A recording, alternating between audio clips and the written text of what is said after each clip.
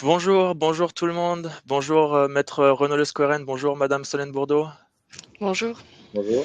Bienvenue dans ce webinaire qui s'intitule La signature électronique au quotidien de l'entreprise. Est-ce que, avant de commencer, vous pouvez nous mettre un petit message dans le chat pour nous confirmer que vous nous entendez bien et comme ça on pourra démarrer. Moi je m'appelle Maxime Q, je vais rapidement vous présenter l'outil sur lequel vous êtes, Livestorm. Tout va bien, tout est ok, parfait, merci. Ok, super. Et ben donc comme vous pouvez le voir, sur Livestorm, il y a un onglet de chat où il y a uniquement votre prénom qui apparaît. N'hésitez pas à échanger entre vous. Vous avez aussi, si vous êtes sur un ordinateur, en bas à droite de votre écran, un onglet questions qui vous permettra de poser vos questions pour la session de Q&A. Je peux vous dire également que si vous voulez une attestation de participation, je vous mettrai mon adresse email dans le chat et on vous reviendra d'ici quelques jours avec le document. Voilà, maintenant un petit mot concernant l'étude DSM Avocat à la Cour pour ceux qui ne nous connaissent pas. Donc DSM, c'est une étude d'avocat d'affaires indépendante et full service fondée en 2004 qui compte plus de 45 personnes avec une expertise reconnue dans de nombreux domaines du droit, dont le droit du numérique. Et aujourd'hui, vous avez maître Renaud Lesqueren et madame Solène Bourdeau. Je vais commencer par les dames. Donc Solène, qui est juriste au sein du département digital chez DSM. Elle est titulaire d'un master 2 en droit de l'e-commerce et de l'économie numérique de l'université Paris 1 Panthéon-Sorbonne. Et avant de rejoindre l'étude, elle a travaillé en tant que consultante RGPD dans un cabinet de conseil luxembourgeois. Également maître Renaud Lesqueren, qui est avocat à la Cour et associé de l'étude, qui dispose d'une expérience de plus de 20 ans dans le domaine numérique. Et depuis 2014, il dirige le pôle digital de l'étude et accompagne les entreprises dans leur transition numérique, y compris en matière de conformité RGPD et autres problématiques connexes. Voilà, on va pouvoir commencer. Je vais laisser la parole à Renaud. Et je vous souhaite à toutes et à tous un très bon webinaire et un bon appétit pour ceux qui profitent de l'occasion pour déjeuner. Merci Maxime, bonjour à tous. Merci de suivre ce nouveau webinaire de DSM. La thématique aujourd'hui, c'est la signature électronique. Alors, la signature électronique, c'est un outil qui existe depuis maintenant de nombreuses années, qui a fait l'objet de certains flottements réglementaires ou légal jusqu'à l'entrée en vigueur du règlement IDAS dans sa première version en 2014. On est aujourd'hui 10 ans après, donc on a un recul suffisant sur l'utilisation de ces outils pour avoir des points de vue pertinents. C'est ce qu'on va essayer de faire aujourd'hui. Maintenant, dans la pratique, on voit aussi que c'est un usage qui est encore, alors je ne peux pas dire marginal, on a une progression, alors, je crois que c'était sur ce slide, on a une progression très considérable de l'utilisation. Les statistiques qu'on a pu trouver parlent d'une progression de presque 30% par an entre 22 et 27. Donc là, on est à peu près à mi-chemin. Il est un fait qu'entre 2014, entrée en vigueur d'IDAS, de ce règlement européen et 2020, disons, Covid, etc., c'était quand même très marginal. Le Covid a donné un coup d'accélérateur à la signature électronique comme à l'usage de tous les outils informatiques, et notamment ceux qu'on utilise maintenant, mais les Teams, les WebEx, etc. Donc ça a été un formidable accélérateur de ce point de vue-là, mais compte tenu des incertitudes juridiques qui peuvent exister dans la tête des gens, parce que juridiquement c'est quand même assez carré maintenant, l'usage commence seulement à se démocratiser, j'ai envie de dire, et à entrer dans les entreprises. On voit que dans le domaine non régulé, c'est plus simple. Dans le domaine régulé, les entreprises, par exemple, supervisées par la CSSF, ne peuvent pas nécessairement utiliser ces outils depuis de nombreuses années. C'était même parfois interdit. Il y a eu un certain nombre de circulaires, que ce soit du commissariat aux assurances ou de la CSSF, sur l'utilisation de la signature électronique. Donc, même dans ces domaines, maintenant, il y a des possibilités de le faire. Et effectivement, depuis qu'il y a eu ces circulaires, on voit qu'un certain nombre d'entreprises régulées commencent soit à l'utiliser, soit à mettre en place des process d'adoption de ces solutions. Alors évidemment, l'utilisation d'une signature électronique, ça implique de contrôler un certain nombre de points, et c'est ce qu'on va aborder aujourd'hui. sa valeur juridique, tout d'abord, comment ça fonctionne, quelle est la valeur juridique d'une signature électronique, mais aussi en matière de protection des données, est-ce que l'outil qu'on va utiliser va respecter le RGPD, où vont être stockées les données, où vont être stockés les documents qui vont être signés électroniquement. Est-ce qu'un document signé électroniquement a la même valeur qu'un document papier? Est-ce qu'on doit l'archiver sous forme papier et l'imprimer et on lui fait perdre son caractère électronique? Ou alors est-ce qu'on va pouvoir l'archiver dans des data centres dans sa version numérique, donc par exemple un PDF qui aurait été signé. Donc toutes ces questions, évidemment, font l'objet de réflexions au sein des entreprises, qu'elles soient régulées ou non, et on va essayer aujourd'hui d'en clarifier le maximum. Donc si vous avez des questions pendant notre intervention, mettez-les dans le chat et puis on les regardera à la fin de l'intervention qui va durer à peu près 45 minutes et on pourra à ce moment-là y répondre. Donc je cède la parole à Solène pour les explications sur la signature électronique. Bonjour à tous. Alors tout d'abord, parlons des textes. Le texte européen de référence en matière de signature électronique, aujourd'hui c'est le règlement EIDAS, donc sur l'identification électronique et les services de confiance pour les transactions électroniques au sein du marché intérieur.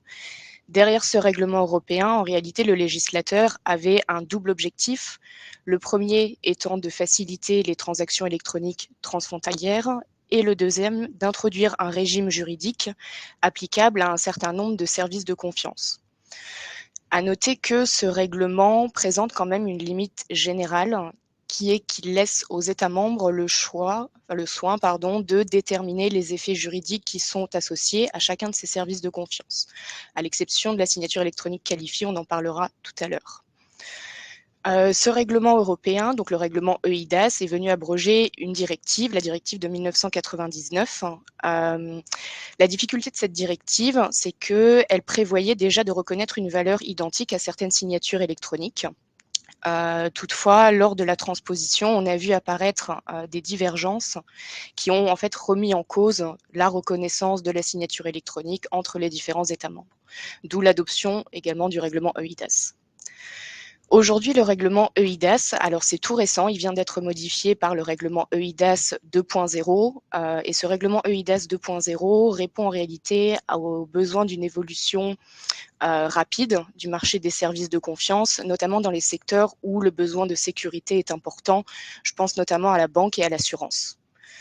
Le règlement EIDAS 2.0, il présente un certain nombre d'apports, notamment l'introduction d'un portefeuille européen d'identité numérique, dont on parlera un petit peu plus tard lors de ce webinaire. Il clarifie également des exigences applicables aux prestataires de services de confiance et il introduit des nouveaux services de confiance en plus de ceux qui étaient prévus par le règlement EIDAS. Concernant les signatures électroniques, donc en matière de signature électronique, on distingue la signature simple, la signature avancée et la signature qualifiée. Ces trois types de signatures, en réalité, présentent des niveaux différents en matière de sécurité et donc de confiance quant à la vérification de l'identité du signataire et quant à l'intégrité du document qui est signé. On va les aborder une par une. Concernant la signature électronique simple, ou de base, elle est définie à l'article 3 du règlement EIDAS comme des données sous forme électronique qui sont jointes ou associées logiquement à d'autres données sous forme électronique et que le signataire utilise pour signer. Concrètement, ça veut dire qu'on a une signature simple à partir du moment où on a un lien entre deux ensembles de données électroniques. L'un constitue la signature et s'applique à l'autre. À noter quand même que le règlement EIDAS ne définit pas, n'intègre pas la notion de signature électronique simple. C'est davantage un vocabulaire qui découle de la pratique pour désigner une signature électronique qui n'est ni une signature électronique avancée, ni une signature électronique qualifiée. Pour vous donner peut-être un exemple très concret, lorsque un livreur se présente chez vous et vous demande de signer sur sa tablette ou sur une borne et que vous mettez un petit gribouillis sur cette borne, il s'agit là d'une signature électronique simple. C'est actuellement le type de signature qui est le plus utilisé parce que le plus simple, mais qui ne garantit pas l'identité du signataire. Et donc, c'est vraiment la signature électronique qui est la moins sécurisée. Concernant la signature électronique avancée, c'est donc avant tout une signature électronique, mais qui répond à 4 exigences qui sont posées à l'article 26 du règlement EIDAS. L'avantage de cette signature électronique avancée, c'est qu'elle va permettre d'authentifier le signataire via un système de vérification de l'identité numérique. Et autre avantage, c'est que avec un document, lorsqu'on signe un document avec une signature électronique avancée, toute modification ultérieure de ce document est détectable.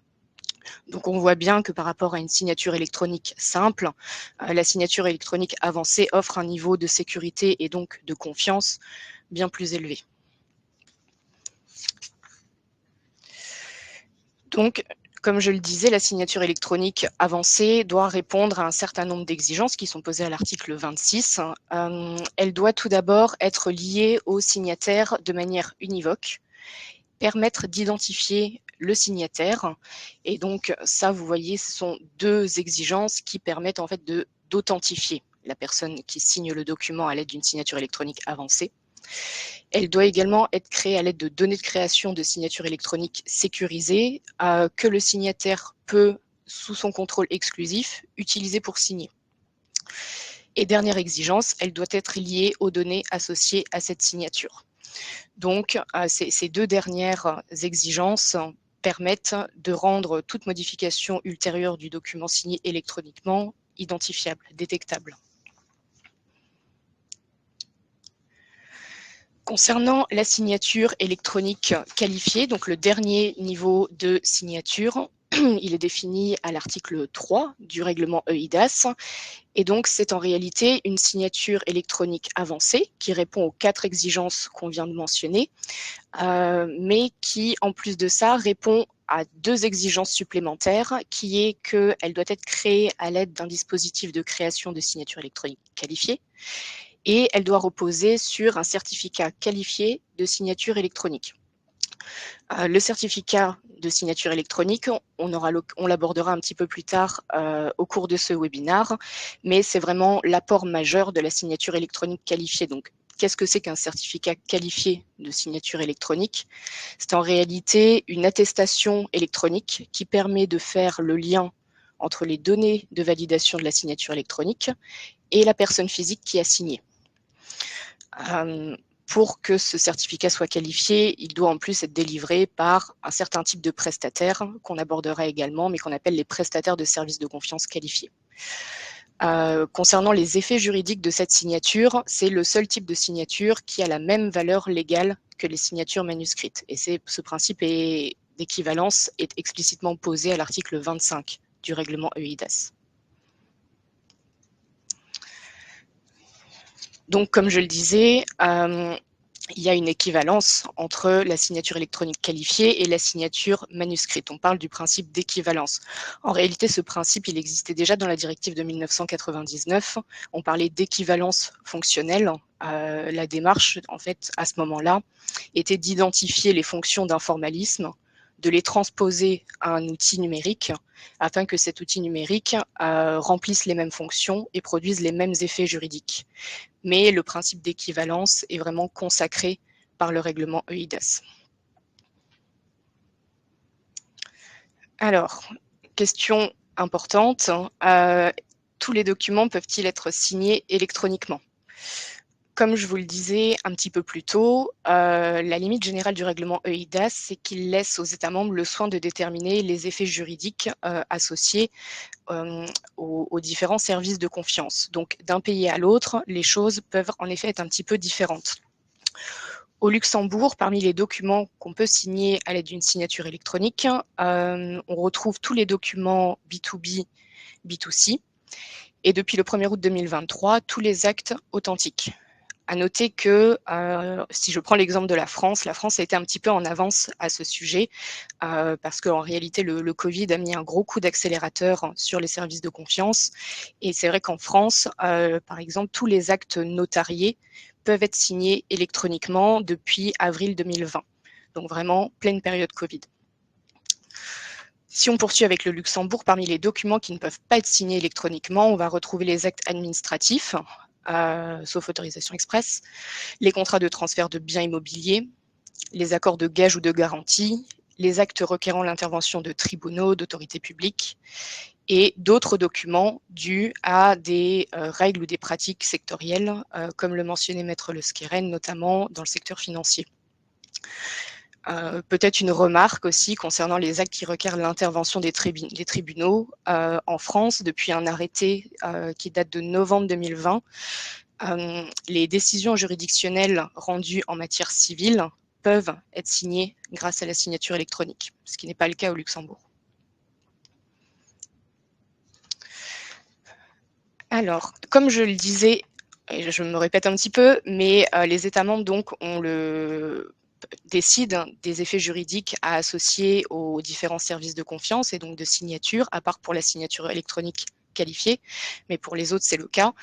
Cela explique que, alors, on ne va pas parler de transposition dans le Code civil parce qu'on ne transpose pas un règlement qui est d'application directe, mais suite à l'entrée en vigueur du règlement EIDAS en 2016, le droit luxembourgeois a dû s'adapter justement aux dispositions du règlement EIDAS. Donc, on va passer assez vite sur cette partie-là. De toute façon, vous aurez les slides, mais l'idée n'étant pas de balayer ensemble les différents articles du Code civil, mais en tout cas, le droit luxembourgeois a dû s'adapter suite à l'entrée en vigueur du règlement EIDAS. Quelques jurisprudences pour poursuivre. On a un arrêt de la Cour d'appel de Paris. Il s'agissait en réalité d'une transaction bancaire dans le cadre d'un crédit à la consommation qui avait été signé via une signature électronique avancée.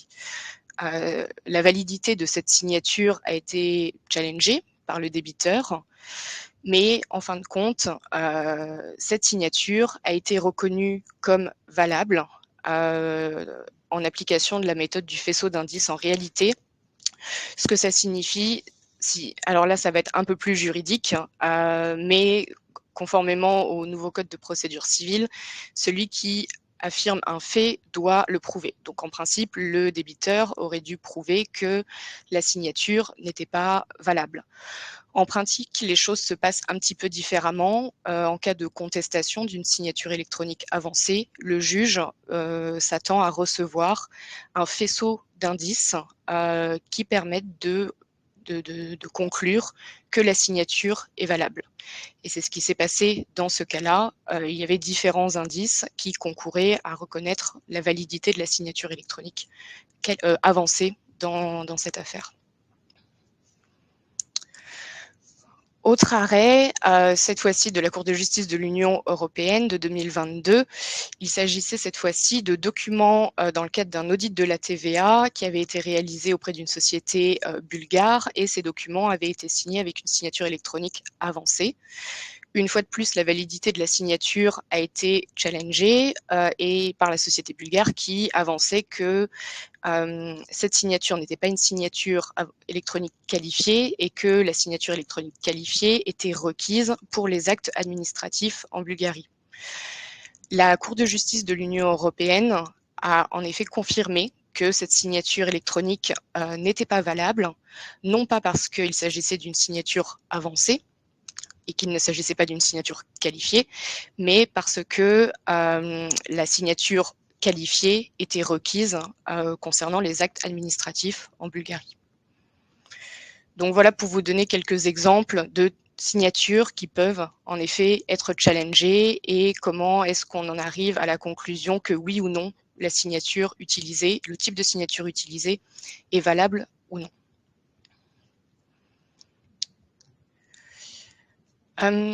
Concernant, alors peut-être ça, un dernier point un peu plus d'actualité concernant le portefeuille européen d'identité numérique. Comme je l'ai mentionné, c'est un outil qui a été introduit par le règlement EIDAS 2.0 qui est entré en vigueur le 20 mai dernier. Ce portefeuille d'identité numérique, il a un certain nombre d'avantages. En réalité, il va permettre de relier une identité numérique nationale à la preuve d'autres attributs, comme un permis de conduire, une pièce d'identité, un compte bancaire. C'est également un outil qui va permettre à l'utilisateur, donc l'utilisateur peut être une personne physique ou une personne morale, mais de stocker, gérer et de valider en toute sécurité ces données d'identification, mais également de signer au moyen de signature électronique qualifiée un certain nombre de documents. Globalement, ça veut dire que les personnes physiques et les personnes morales auront la possibilité de prouver leur identité et de partager facilement des documents électroniques, y compris depuis leur téléphone portable. Donc, ça devrait être une grosse avancée et faciliter énormément les transactions électroniques au sein du marché intérieur. Autre précision peut-être concernant le portefeuille européen d'identité numérique, d'ici à 2026, les États membres ont l'obligation de fournir ce portefeuille d'identité numérique. Donc il peut être fourni directement par l'État membre, sur mandat d'un État membre ou indépendamment. Par contre, ce qui est important, c'est qu'il soit reconnu par cet État membre et par tous les autres États membres en réalité. Et ce portefeuille permet de gérer ces données personnelles d'identification, de générer des pseudonymes, d'accéder à tout l'historique de ces transactions, de signer avec de la signature électronique qualifiée, y compris dans un contexte non professionnel, et permet in fine une sécurité, de renforcer vraiment la sécurité du processus de signature électronique. Donc, on devrait voir d'ici à 2026 vraiment une évolution et ça devrait vraiment nous simplifier la vie en réalité. Alors, identifier en pratique le type de signature électronique. Maintenant qu'on a passé la partie vraiment très juridique, voyons un peu plus en pratique comment les choses se passent. Concernant le certificat de signature électronique, c'est une notion que j'ai déjà évoquée.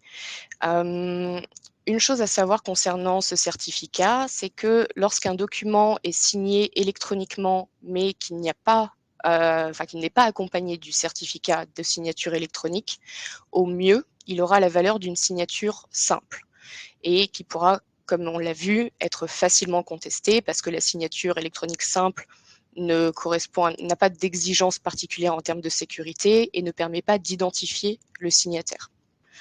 En revanche, lorsqu'un document est signé électroniquement et qu'il est accompagné du certificat de signature, dans ces cas-là, 2 points devront être contrôlés.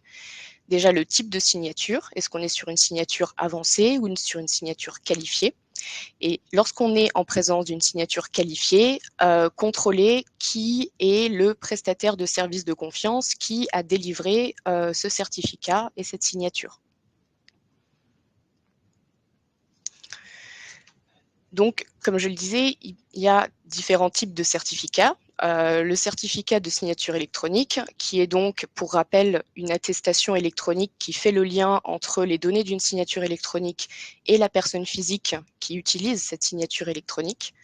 Ce certificat, donc, peut être délivré par des prestataires de services de confiance qui peuvent eux-mêmes être qualifiés ou non. Lorsqu'il est délivré par des prestataires de services de confiance non qualifiés, la signature électronique pourra être simplement une signature simple ou une signature avancée. Pour avoir une signature électronique qualifiée, il faut que le certificat qui est délivré par le prestataire de confiance repose sur un certificat qualifié de signature électronique et seuls les prestataires de services de confiance qualifiés peuvent délivrer des certificats qualifiés de signature électronique. Également pour rappel, l'intérêt ici, c'est que la signature électronique a la même valeur légale qu'une signature manuscrite et dans ce cadre-là, elle est reconnue en tant que telle dans tous les États membres de l'Union européenne, ce qu'on appelle le principe de reconnaissance mutuelle. On a parlé un petit peu des prestataires de services de confiance, qualifiés, non qualifiés, à savoir que les prestataires de services de confiance qualifiés font l'objet d'un contrôle préalable par l'organe de contrôle de chaque État membre. Au Luxembourg, l'organe de contrôle en matière de services de confiance, c'est l'Institut luxembourgeois de la normalisation de l'accréditation de la sécurité et qualité des produits et services. Et donc, un prestataire de services de confiance qualifié fait l'objet d'un contrôle préalable par l'INAS qui lui délivre une autorisation, puis ensuite fait l'objet de contrôles réguliers, l'INAS étant en droit de retirer une autorisation si jamais le prestataire ne respecte plus les règles du règlement EIDAS. Au Luxembourg, on a 3 prestataires de services de confiance qualifiés. Et donc c'est une liste qui est accessible publiquement, qui est tenue par l'INAS, qui est mise à jour par l'INAS tous les 6 mois et que vous pouvez retrouver sur le site internet de l'INAS et également sur le site internet de la Commission européenne. Donc on a la société B-Invest International, LuxTrust et Inisign. Concernant les certificats, comme je le mentionnais, quand on est en présence d'un certificat de signature, 2 choses sont à contrôler. D'abord le type de signature et si on est en présence d'une signature électronique qualifiée, la qualité du prestataire de service de confiance. Concernant la signature simple, vous voyez ici dans la section, alors j'espère que vous voyez parce que c'est vrai que c'est pas très grand, mais dans la section relative à Signer Events, vous avez aucune indication comme quoi il s'agit d'une signature électronique avancée ou d'une signature électronique qualifiée, et vous n'avez non plus aucune référence à un quelconque prestataire de service de confiance qui aurait délivré cette signature. Donc là, on est en présence d'une signature simple, vraiment très peu sécurisée et qui n'identifie pas de manière certaine le signataire. Là, ici, vous avez un certificat de signature relatif à une signature avancée. Ce qu'on peut voir toujours dans la section Signer Event ici, c'est qu'on a une indication du prestataire de service de confiance qui donc a délivré le certificat de signature électronique. Par contre, on n'a aucune indication comme quoi il s'agit d'une signature électronique qualifiée. On remarque toutefois qu'il y a eu une authentification du signataire, une authentification par SMS, et donc ce qui rejoint ce qu'on mentionnait juste avant, que les prestataires que la signature électronique avancée offre des garanties supplémentaires en matière d'authentification du signataire.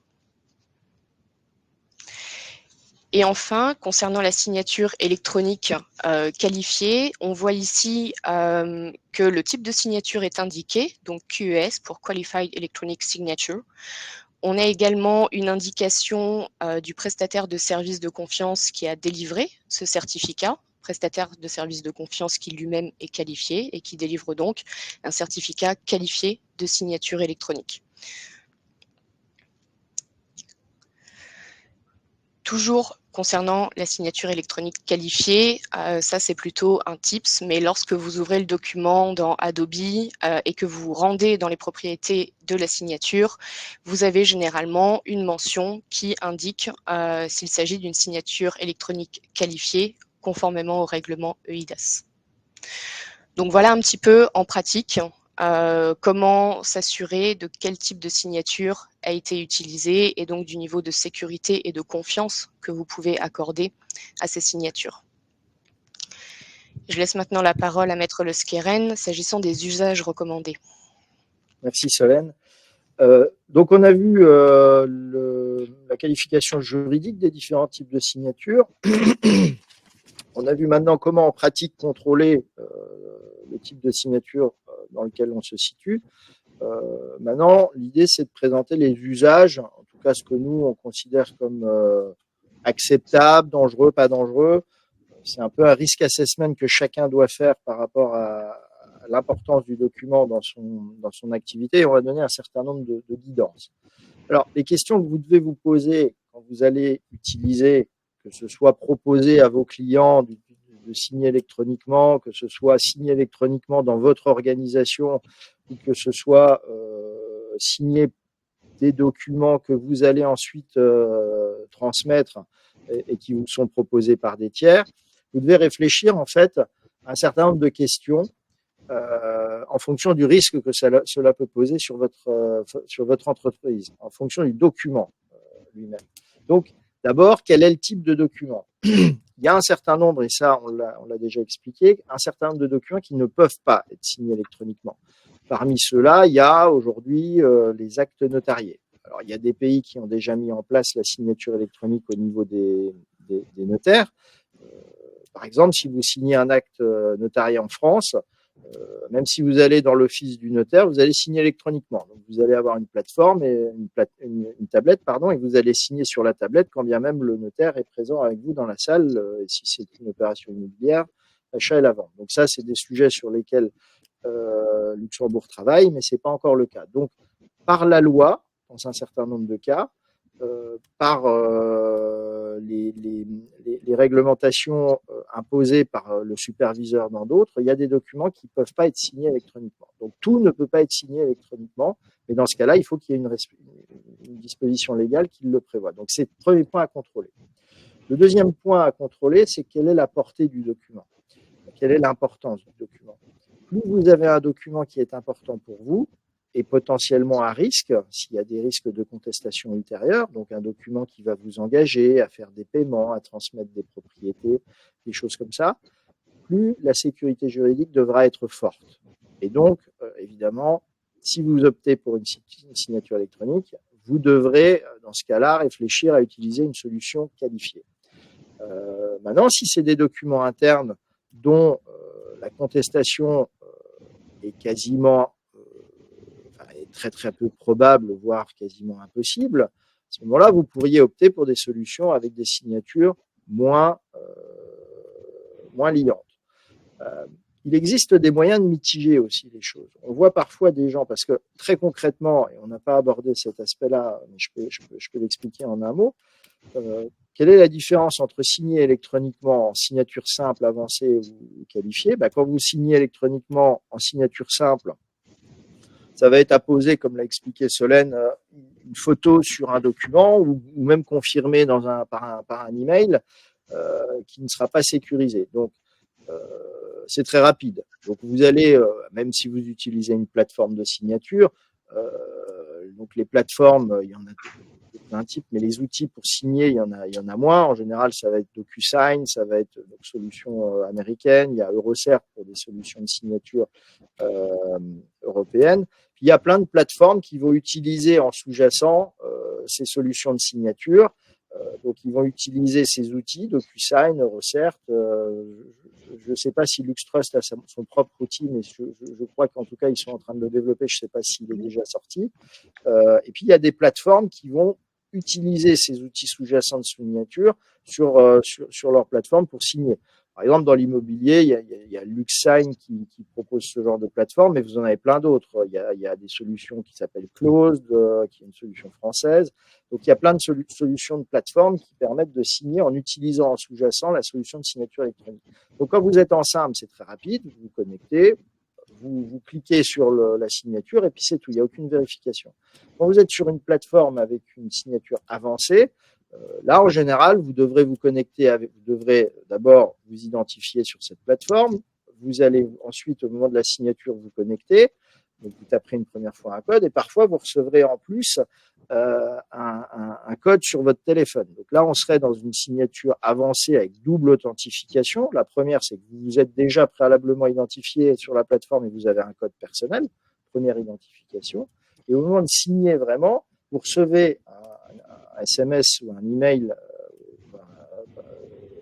en général c'est un SMS, sur votre téléphone avec un code unique pour signer ce document unique. Donc double authentification. C'est un peu plus long parce qu'il faut que les signataires soient déjà enregistrés sur la plateforme. Donc il y a un petit effort préalable à faire. Et quand vous êtes en signature qualifiée, donc vous allez vous identifier sur la plateforme du tiers agréé. Et là, il va faire des systèmes d'identification plus complexes où il faudra que vous présentiez un peu comme si vous ouvrez un compte en banque sur une banque, une néobanque. Vous allez présenter votre passeport. On va vous demander de vous filmer avec votre téléphone portable sous différents angles, de mettre votre visage dans un cercle prédéfini sur l'écran, etc. Donc, c'est un processus qui est plus long. Donc, évidemment, quand vous optez pour le processus de signature qualifiée, faudra vous y prendre à l'avance et ça va être un peu plus compliqué pour les signataires de le faire. Il y a rien de, c'est pas rocket science, hein, il y a rien d'impossible. Mais voilà, ça va être un peu plus long. Donc, dans le processus de décision du type de signature que vous allez adopter, vous allez intégrer aussi cet élément. Qu'est-ce que ça implique pour les signataires et dans quelle mesure ils vont être embêtés. Et à partir de là, est-ce que c'est un document interne? Est-ce qu'il s'agit de faire signer des résolutions d'un conseil d'administration ou d'un conseil de gérance, une assemblée générale d'actionnaires, ou alors est-ce que vous êtes en train de signer un contrat de 10 millions par lequel vous allez acheter, je sais pas quoi, pas des immeubles, mais des biens meubles, ou alors un contrat de service d'une valeur importante. Donc, dans ce cas-là, vous allez évidemment devoir faire cette évaluation. Vous devez aussi réfléchir au caractère national ou international de l'opération. Si vous êtes à l'intérieur de Luxembourg, vous savez que le périmètre du contrat, normalement, sera régi par le droit luxembourgeois. Ça, en principe, c'est une clause qui va être dedans, mais si tous les éléments sont luxembourgeois, même s'il n'y a pas de clause d'élection de la loi et du fort, ce sera soumis au droit luxembourgeois et aux juridictions luxembourgeoises. Maintenant, si vous signez des documents sous un droit étranger, vous devez vérifier, si vous signez un contrat sous droit UK, vous devez vérifier quelle est la valeur de la signature électronique en droit UK ou en droit de quelque pays que ce soit. Parce que là, vous n'appliquerez pas forcément le règlement IDIAS. Et si vous êtes et typiquement, si vous êtes sous droit UK, UK n'étant plus un pays membre de l'Union européenne, dans quelle mesure le règlement IDAS a été copié-collé et transposé dans la législation nationale. Si vous êtes sous droit américain, australien, etc., c'est la même chose, vous devez vérifier ça. Donc, soyez vigilants à ce point, sur ce point, quand vous signez des contrats sous droit non luxembourgeois. Et ensuite, quel niveau de confiance entre parties? Si vous êtes sur quelque chose d'inflammable, comme par exemple un settlement pour une transaction suite à un litige, ou alors des montants importants avec des conditions d'exécution complexes, etc. Le niveau de confiance peut être un peu plus bas et à ce moment-là, il faut assurer un niveau de confiance juridique le plus élevé possible. Et enfin, la valeur de la transaction. Si vous avez une transaction de 300 €, moi, même si le document est remis en cause juridiquement, ça ne vous créera pas un préjudice dramatique. Si vous avez une transaction de 3 millions d'euros, évidemment, s'il y a litige, ça peut être beaucoup plus compliqué à gérer. Et si vous avez, en plus du litige sur le fond, besoin de discuter sur la validité même du contrat, évidemment, ça va complexifier la solution de ce litige. Alors, très concrètement, là, il s'agit de recommandations que nous formulons sous notre propre responsabilité. C'est à vous de faire l'assessment en fonction de votre entreprise, de la situation concrète. Mais ce qui nous semble raisonnable, en l'absence de conflits ouverts ou potentiels, c'est qu'on peut utiliser la signature en interne très facilement pour des procès-verbaux d'assemblée générale, conseil d'administration, contrat de travail. Nous, on recommande systématiquement à minima une solution avancée, de signature avancée. Maintenant, on voit aussi dans la pratique des gens qui utilisent des solutions de signature simple et qui demandent par la suite la confirmation par email des signataires en joignant le document qui a été signé par ces signataires et d'envoyer un email qui dit la chose suivante: je confirme avoir signé le document qui est en annexe moi-même. Bon. Donc, c'est des solutions pour mitiger un peu le risque d'une solution simple. En externe, les devis, les factures, les contrats commerciaux, on peut aussi utiliser la signature électronique avec toujours cette réflexion entre avancé ou qualifié. Quand on utilise des documents à l'international, donc sous droit luxembourgeois, évidemment, je le précise encore, mais on recommande toujours d'utiliser une signature électronique qualifiée parce que si ce document se retrouve devant un tribunal d'une autre juridiction pour une raison X, Y, Z, au moins vous n'aurez pas le problème de l'identification du signataire et il n'y aura pas de débat autour de ce point. Ça ne veut pas dire que d'autres juridictions ne reconnaîtraient pas une signature avancée, bien évidemment, mais si vous êtes en qualifié, en principe, les modalités pratiques de contrôle de l'identité des signataires sont telles que ce débat sera rapidement clos, si tant est qu'il devait même être ouvert. Après, au sein de l'Union européenne, comme c'est un règlement IDIAS, tout ça est unifié. Et quand on parle de situations extra-UE. Alors, dans tous les cas de figure, quand vous utilisez une signature électronique, et quel que soit le niveau de preuve, Solène l'a déjà évoqué, vous allez devoir vous constituer un fichier, un faisceau d'indices, et donc un fichier de preuves. Donc, si vous êtes en signature qualifiée, vous allez recevoir du prestataire de confiance le document, le certificat.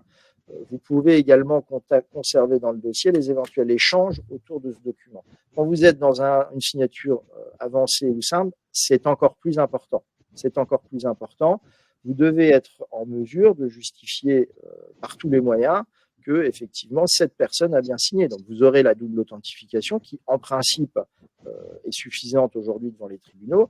Mais si vous avez en plus dans un fichier quelques emails qui confirment j'ai signé, je vais signer, j'ai reçu le document, avec des emails, avec des accusés de réception, etc., c'est bien plus simple ensuite pour vos avocats, s'il y avait un problème, de justifier que celui qui a signé est bien celui qu'on prétend avoir été le signataire. Voilà, on est passé au travers des éléments qui nous semblent les plus importants en matière de signature électronique. Il y en a d'autres dans des domaines spécifiques. On a très, très légèrement abordé le point, mais effectivement, il y a l'application de la signature électronique dans les domaines, par les entités supervisées, commissariat aux assurances, CSSF. Et je propose que donc ça pourrait faire l'objet d'une autre formation. Là, on a présenté les éléments, je dirais, principaux. Et si vous êtes d'accord, on peut peut-être passer aux questions. Ouais. Alors voilà, vous avez l'onglet questions. N'hésitez pas à mettre. Vous pouvez voter pour les questions qu'on aborde. Il y en a beaucoup, on va pas pouvoir toutes les prendre. Renaud, Solène, est-ce qu'il y en a une avec laquelle vous voulez commencer déjà? Voilà, on peut peut-être les passer dans l'ordre. Ouais. Alors la première, il y en a une. Sera-t-il possible de recevoir les slides de la présentation? Donc ça, oui, on vous les circulera par mail à la suite. Il y en avait une aussi. Comment pouvons-nous identifier le niveau de signature nécessaire pour un document? Je crois que vous en avez parlé. Ça, normalement, c'est quelque chose qui a été couvert. Je vois, par exemple, quel est le type de signature pour un compromis de vente à 1 million au Luxembourg. Un compromis n'a pas besoin d'être passé devant un notaire, il est sous seing privé, sous signature privée. Donc, vous pouvez utiliser parfaitement la signature électronique. Évidemment, nous, ce sera pour un tel montant, l'idéal, c'est la qualifier, mais à minima, vous devrez utiliser une signature avancée et, si possible, avec triple authentification. Et je suis en train de m'apercevoir que je prends les questions depuis la dernière et pas la première. L'interdiction d'une signature pour les transferts de biens immobiliers. Parle-t-on d'actes authentiques et de contrats de réservation? Alors, on parle d'actes authentiques. Les VFA doivent être signés par acte authentique. Les cessions de biens immobiliers doivent être signées par acte authentique. En revanche, les contrats de réservation ne sont pas des actes qui doivent être passés devant notaire et ceux-là peuvent être signés électroniquement par toute plateforme. Donc, les exemples, on les a donnés. Il y a une liste officielle des PSDC, donc des prestataires, qui est disponible sur le site de la commission. Est-ce qu'on le met dans nos slides, Solène? Je ne suis pas sûr. On ne met pas le lien, non. Mais on peut éventuellement vous l'employer on pourra le rajouter, et puis dans la version qui circulera, vous aurez le lien. Un registre des actionnaires peut-il être signé par voie électronique? Oui. Et à ce moment-là, il faut être clair sur s'il y a une version manuscrite physique qui préexiste, il faut être clair sur le fait, il faut qu'il y ait une résolution du board qui constate que le fichier physique va être remplacé par un fichier électronique. Et ensuite, il faudra rayer le fichier physique de manière à éviter qu'il y ait un doute sur lequel des deux est valable. Donc, voilà, si on fait une transition claire par une résolution du board, on peut effectivement avoir un registre des actionnaires numérique. Donc, des jurisprudences, on en a parlé. Est-ce qu'il y a des jurisprudences spécifiquement luxembourgeoises? Il y a eu des décisions qui ont eu à traiter effectivement, qui ont eu à traiter de la validité de la signature électronique à Luxembourg. Normalement, je pense qu'elles sont disponibles sur la plateforme Judoc. Bail commercial, une signature électronique simple, je le déconseille. On déconseille toujours une signature électronique simple. Et le fait qu'il y ait des documents KYC à côté, ça c'est quelque chose de séparé. Donc, on déconseille la signature de contrat. De toute façon, on déconseille toujours la signature juste avec une signature, la signature de contrat avec une signature simple. Sur tablette, alors normalement, quand vous signez pour réceptionner un colis, c'est de la signature simple qui a une valeur très limitée, comme Solène l'a expliqué. Alors, il y a beaucoup de prestataires pour les signatures électroniques, comme DocuSign, YouSign, mais quel fournisseur est bien et respecte aussi le RGPD? Normalement, tous les fournisseurs ont l'obligation de respecter le RGPD, donc je ne conçois pas qu'il y en ait qui se présentent comme ne le respectant pas. Il faut faire la différence entre une plateforme et le prestataire qui fournit la solution de signature électronique en elle-même. Il y a beaucoup de plateformes qui utilisent les services de tiers. J'en ai cité deux, DocuSign, CertEurope. Encore une fois, LuxTrust, j'ai un doute. Et après, il y a plein de plateformes qui vont utiliser l'une ou l'autre de ces solutions pour faire signer. Donc, vous allez entrer sur un website qui aura d'autres tools, qui aura d'autres solutions. Et parmi les tools qu'il fournira, il y aura celui d'une signature électronique en utilisant les services d'un tiers. Donc, ce qu'il faut regarder en priorité, c'est quelle est la solution de signature en elle-même, plus que la plateforme. Et est-ce que cette solution de signature est qualifiée, simple, avancée? Est-ce que c'est un prestataire agréé ou pas, pour vérifier dans quel type de signature on se situe. Est-ce que la signature est valable pour les documents KYC, déclaration BE? Oui, mais ça dépend dans quel univers. Il y a des univers où on va vous demander, alors par exemple l'univers bancaire, tous les univers qui sont soumis à la loi de 2004 sur les règles anti-blanchiment peuvent accepter de la signature électronique sous leur responsabilité, c'est-à-dire qu'ils doivent quand même être en mesure de vérifier qu'ils ont été signés par les bons signataires. Donc en signature simple, non. Avancée, c'est un risk assessment, et qualifié, il n'y a pas de problème.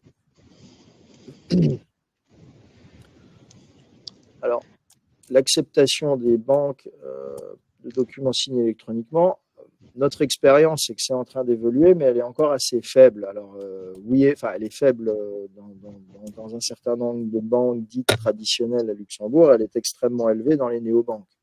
Et moi, j'ai bon espoir que toutes les banques acceptent des systèmes de signature électronique qualifiés, avec des tiers qui vont vérifier les identités, vérifier les passeports, etc. Et je ne vois, moi, personnellement, aucune raison pour lesquelles ça ne serait pas possible, puisque de toute façon, il y a déjà des banques qui le font, il y a déjà des superviseurs qui l'autorisent pleinement. Donc, voilà, sur le type de document qu'on peut signer ou non, je pense qu'on a déjà fait le tour. Alors, il y a une question sur le portefeuille européen, Solène, peut-être que tu peux...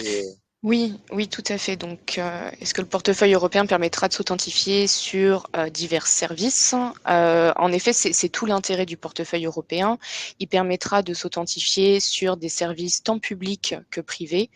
En ayant aussi une grande interopérabilité entre les différents services.